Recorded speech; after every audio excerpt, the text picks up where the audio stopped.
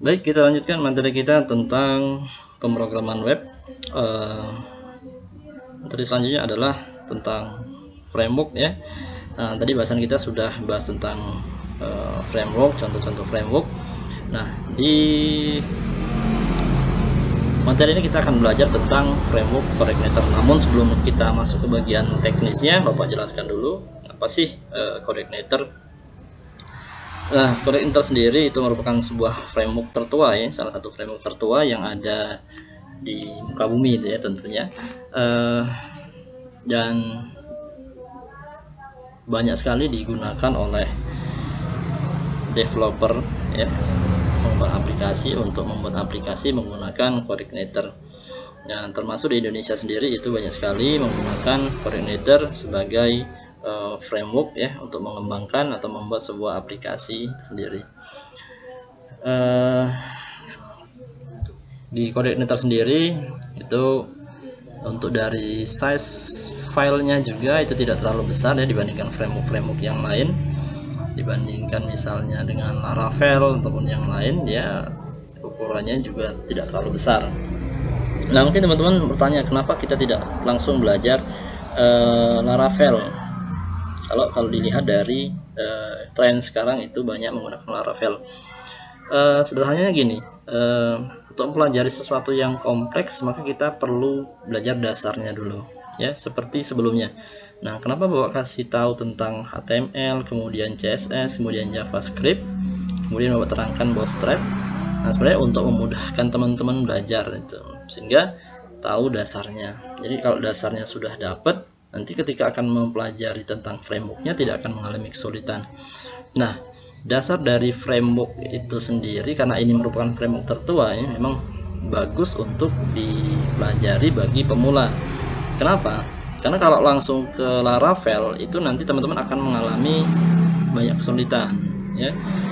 Kenapa? Karena dia lebih kompleks. Memang digunakan peruntukannya untuk pengembang aplikasi yang profesional.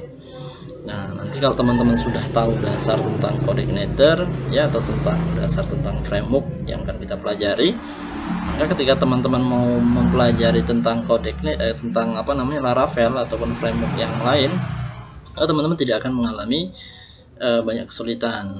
Atau nanti ketika teman-teman mau migrasi ke framework coordinator sendiri yang seri 4 tidak akan mengalami banyak kesulitan. Kenapa? Karena sudah tahu konsep dan dasarnya itu ya, salah satunya. Kemudian juga sampai sekarang juga framework coordinator ya atau CI itu banyak sekali digunakan di Indonesia, masih banyak menggunakan ya. Tahun 2015 ini untuk data yang diambil gitu ya. Nanti teman-teman bisa cari sendiri lah. Kalau tidak tadi sudah searching ya, sudah tahu posisinya memang masih di nomor 2 itu ya. Sekarang ada beberapa website itu di nomor 3. Tapi tidak masalah ya. Artinya masih banyak yang menggunakan. Kemudian juga dukungan oleh komunitas tentang CI juga banyak sekali. Jadi teman-teman bisa mempelajari CI ya. Misalnya tentang coordinator ya, kita coba cari belajar coordinator ya, belajar coordinator. Nah, di sini banyak sekali tentang tutorial-tutorial atau materi-materi yang bahasanya tentang coordinator.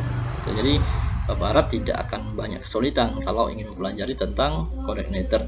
Nah, kemudian juga channel YouTube juga banyak sekali yang bahasanya ke coordinator gitu ya.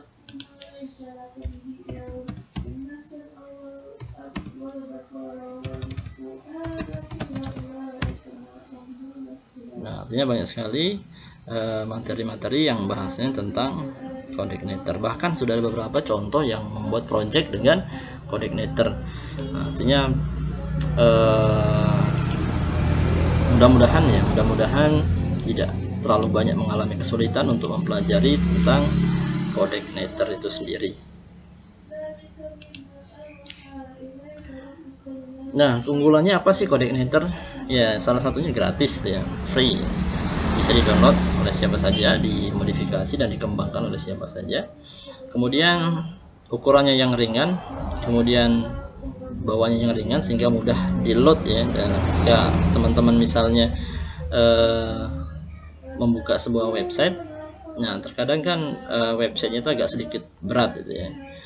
Nah, dengan CI ini kita bisa lebih ringan untuk meload data. Ya, meload datanya itu lebih ringan. Kemudian CI sendiri itu berbasis MVC, itu model view control. Apa sih MVC? Nah, nanti Bapak akan jelaskan. Kemudian juga library-nya juga cukup lengkap ya. Nanti teman-teman bisa cek di dokumentasi di library di Codeigniter, dan dokumentasinya juga cukup lengkap ya. Di dokumentasi di Codeigniter itu sendiri lumayan jelas itu ya, cukup lengkap di bagian dokumentasinya.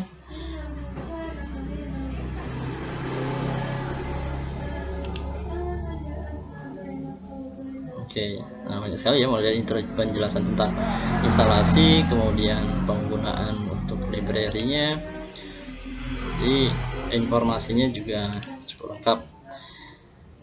Kemudian juga mempunyai komunitas pengguna yang besar ya, artinya banyak komunitasnya, kemudian mudah dipelajari dan berbasis PHP 5.7 5.6, yang terakhir untuk versi 3 itu 5.6. Nah, beberapa hosting itu mendukung untuk 5.6 seri PHP. Kalau mau meningkatkan lagi itu versi 4 itu menggunakan PHP 7 ya. Tapi sekarang masih banyak website itu menggunakan PHP seri 5.6 karena masih masih banyak digunakan, kan masih banyak program-program itu dibangunnya menggunakan 5.6, sehingga mau migrasi ke PHP 7 akan banyak sekali perubahan, sehingga masih bertahan untuk seri PHP 5.6. Kemudian juga, nah sekarang kita lanjutkan ke berikutnya ya. Ciri khas dari si Codeigniter itu sendiri ya, atau beberapa framework ya, ada ketika Anda mengakses sebuah website ya, itu kan menggunakan basicnya URL ya, dengan perintah atau menggunakan protokol HTTP atau HTTPS ya. Nah, di bagian addressnya, di bagian address ya, di address misalnya kita ketikkan STT pagar alam ya. Nah, dia ada dua. Yang pertama adalah tentang kalau yang lama itu yang belum menggunakan framework, dia masih berbasiskan URL ya. Nah, dia berbasiskan URL. Nah, kalau yang framework sudah menggunakan framework, dia sudah berbasiskan URI segment ya. Nah, apa sih URL itu? URL itu Uniform Resource Location lokator atau lokasi, atau berbasis aksesnya itu berbasis lokasi. Jadi misalnya teman-teman punya file misalnya di htdoc itu ya, kalau aksesnya nama filenya misalnya mahasiswa.php. Nah, maka ketika kita menuliskan sebuah URL di bagian address, maka dia akan langsung mengidentifikasi lokasi filenya atau nama filenya langsung. Nah, cuma kalau kita menggunakan framework, dia tidak langsung mengakses ke file tersebut ya. Bisa jadi misalnya namanya filenya itu mahasiswa. Nah, tapi untuk pemanggilannya kita tidak perlu menuliskan mahasiswa, cukup misalnya kita tuliskan MHS itu ya, MHS atau misalnya data mahasiswa. Dia tidak perlu menuliskan data mahasiswa pemanggilannya, cukup kita tuliskan MHS saja seperti itu, atau mahasiswa saja. Nah, kira-kira seperti itu. Nanti kita coba ini ya, perbedaannya apa sih antara URL dengan URI segment. Nah, berikutnya adalah MVC. Apa sih MVC? MVC singkatan dari Model View Controller. Ciri khas dari sebuah framework itu menggunakan salah satu konsep adalah MVC. Cuma ada juga beberapa website itu tidak menggunakan framework tidak menggunakan konsep MVC. Nah, yang menggunakan konsep MVC salah satunya adalah Codeigniter, kemudian Laravel itu ya, menggunakan konsep MVC. Nah, pasti MVC itu sendiri. Jadi ketika teman-teman misalnya mengakses sebuah file dari sebuah website, misalnya dari si klien ya, ada permintaan, maka yang akan memproses adalah bagian controller. Nah, di bagian controller nanti akan mengecek apakah file yang diminta itu terkait dengan misalnya menampilkan data mahasiswa, ya, menampilkan data mahasiswa. Nah, si controller akan mengecek apakah data ini nanti terhubung ke database atau tidak. Jika data itu terhubung ke database, maka dia akan meminta bantuan si model. Nah, model akan mengakses ke database. Ya.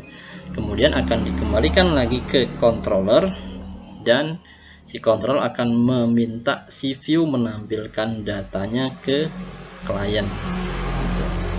Ya, jadi seluruh proses itu ada di controller, ya.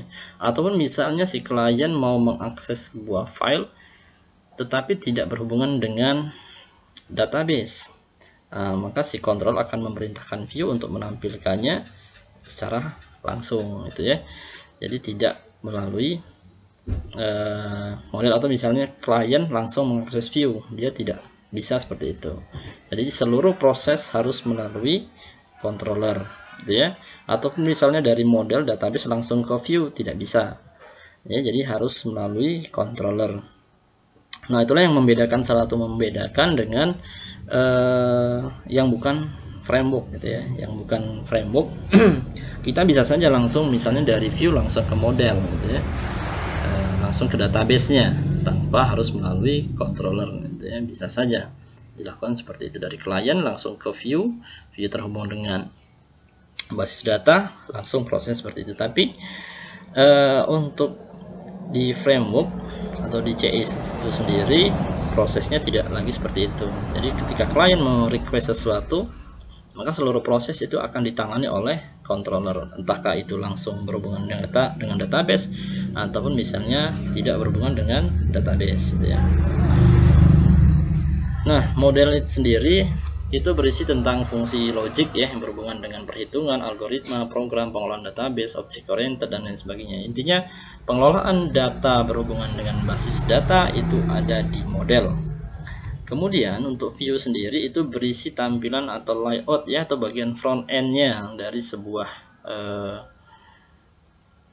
framework, gitu ya, dari sebuah website. Nanti itu prosesnya ada di view yang menampilkan datanya. Jadi untuk view ini tidak ada kaitannya dengan logical, ya, atau algoritma atau pemrograman, dia hanya menampilkan saja.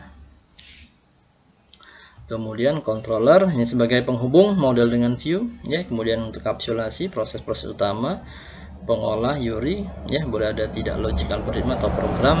Nah, semuanya diproses di controller, ya. Request semuanya ditangani di bagian controller. Interaksinya, ya, controller, kemudian view, controller, model. Nah, kalau model mau ke view, dia tidak bisa langsung, dia harus ditangani melalui controller, gitu ya. Kemudian juga sama grafiknya, ya.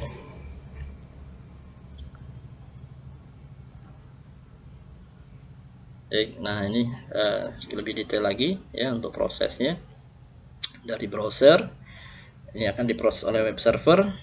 Web server nanti akan mengolah data, entah itu front end, HTML, JS, dan lain sebagainya.